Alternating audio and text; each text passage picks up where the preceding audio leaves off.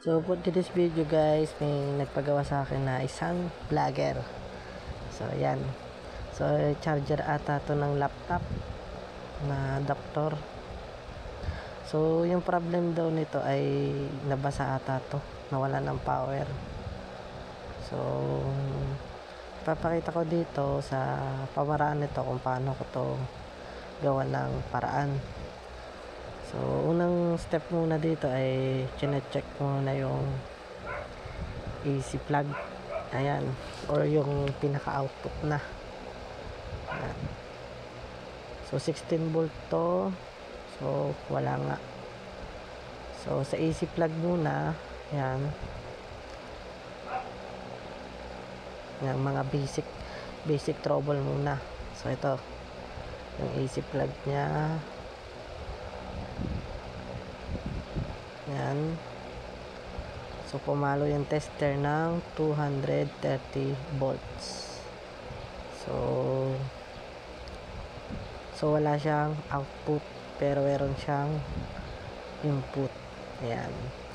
So mahirap to magbaklas ng ganito. So kailangan muna ibabad to sa gasolina. Dito ay babaklasin natin siya. So problem nito, wala siyang screw. So kailangan natin ibabad to sa gasolina. Kasi yung pandikit dito para matunaw. Hindi ko lang alam kung anong pandikit to. So babad lang to sa gasolina, siguro mga 1 minuto. Napakahirap baklasin ng ganitong ayan o. Yan pala, unang pala thinner. Yan. So sa thinner pa nga pala ay binabad ko dyan, hindi rin siya umobra. So napakahirap niya. Yung ginamit ditong silicone. So babad lang yan ng yan, mga 1 minuto. Yan, binabad ko na. So pagkatapos ay ito na yan. So may history na to ng pagsabog. So may pumutok na pyesa dito.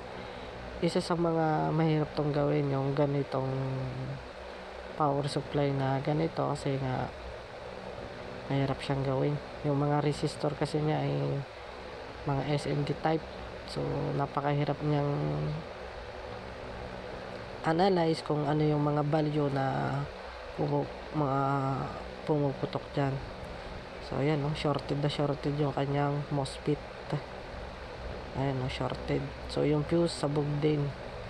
So nahihirapan ako mag-ayos ng ganito. So mahirap tong ayusin. So yung gagawin ko na lang siya ay sabi rin ng may-ari na gawa na lang ng paraan. So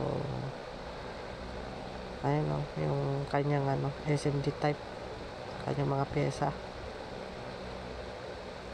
So dito ay ina-analyze ko kung paano ko siya gawa ng paraan. So yung ginawa ko na lang ay nag-order na lang ako sa Shopee ng power supply na ilalagay na lang natin siya dyan. So power supply na to ay 16 volt din. So parehas lang din, pati yung kanyang ampere na 1 ampere. So ayan. So napakatagal nga pala mag-order pag galing China yung orderin mong item. So ito siya oh. So yan. So iba lang yung pinaka input output plug nya. So ang gagawin natin dyan ay tatanggalin lang natin sa pinaka lalagyan yung, tapos ililipat lang natin sa sa isang lalagyan para hindi siya halatang nagawa siya. Ayan. So check natin yung voltahe, yung in-order natin kung gumagana ba. Ayan. Multi-tester. Ayan, 16.4 volts. So babaklasin lang natin to. Tapos ilalagay natin siya dyan. Ayan. May indicator light pa nga yan, no? So gamitan lang natin ng screw. Ayun, tanggal. Madali siyang tanggalin.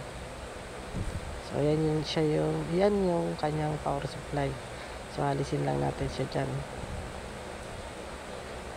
So madali lang naman yan, yung AC input niyan, ilagay mo lang sa AC input din ng kabila. Huwag lang magkabaliktad sa output kasi may polarity yun. May positive at saka negative. So yan, nakapandikit pa siya kaya mahirap tanggalin. Tanggalin lang natin yung AC plug na yan.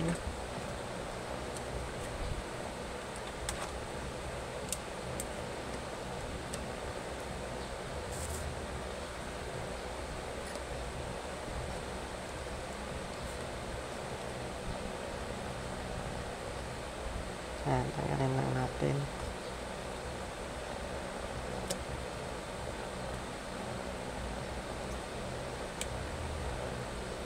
So sabi ko sa may-ari nito ay orderan na lang natin ng power supply na kahit pa paano ay safe siya. Ayan, lalagay lang natin siya dyan. Tapos lalagyan na lang natin ng pandikit. So kasyang kasya siya dyan, oh.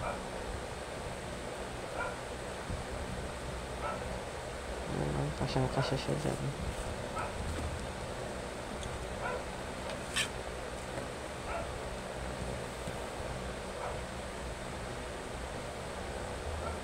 So alisin lang natin itong ano na to, AC plug.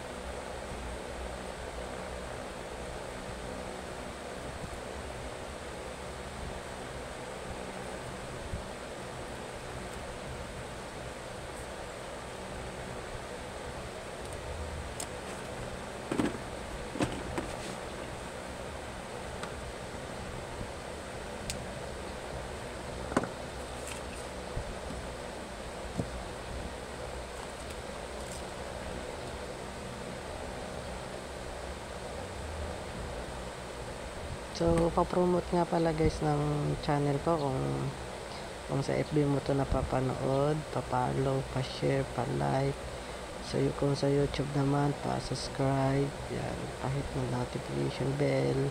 So, salamat sa supporter nyo kasi sa FB ay na-monetize na tayo ni Meta. So, kahit pa paano ay salamat sa support at panonood nyo. So, ilagay lang natin dyan.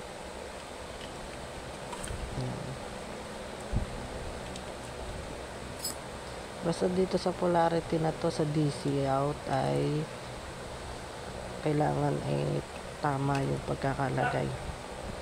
So, check nyo muna yung resistance sa output, yung pinaka niya para hindi magkabaliktad. Kasi baka ang supplyan nito ay baliktad, panigurado magkakaroon ng problema. So yung positive naman nito ay nasa gitna. Ayan, ginamit ko pa ngayon ng testero para sigurado. So check nyo na kung ano yung kulay dyan, yung positive. So yung white ay sa gitna. Ayan, nagbaser. So yung black ay negative. Ayan. Tapos meron naman dyan nakalagay na polarity, positive at negative. Ayan o.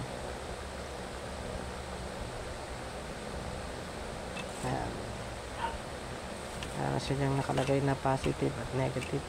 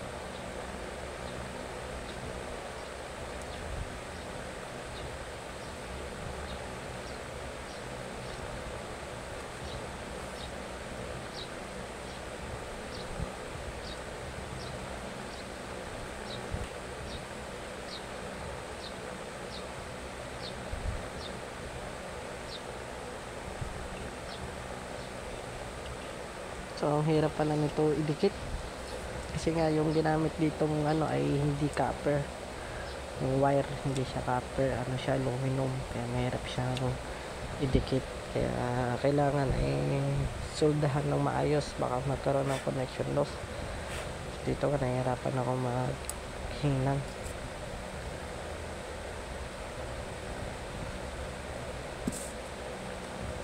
Pagkatapos niyan ay yan, yun lang.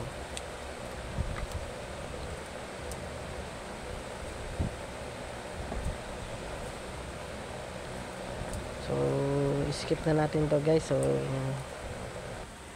So dito ay yan, nakabit na natin. So nilagyan lang natin ng glue pantikit yan. So check natin. Yan, ayun, gumana siya. So walang naging problema. So check natin yung output nya.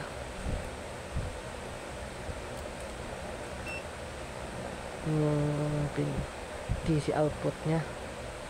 So check natin kung tama ba. Ayun, tama, 16.5 volts. So yan. So salamat sa panonood nyo guys. So hanggang dito na lang. Ayan.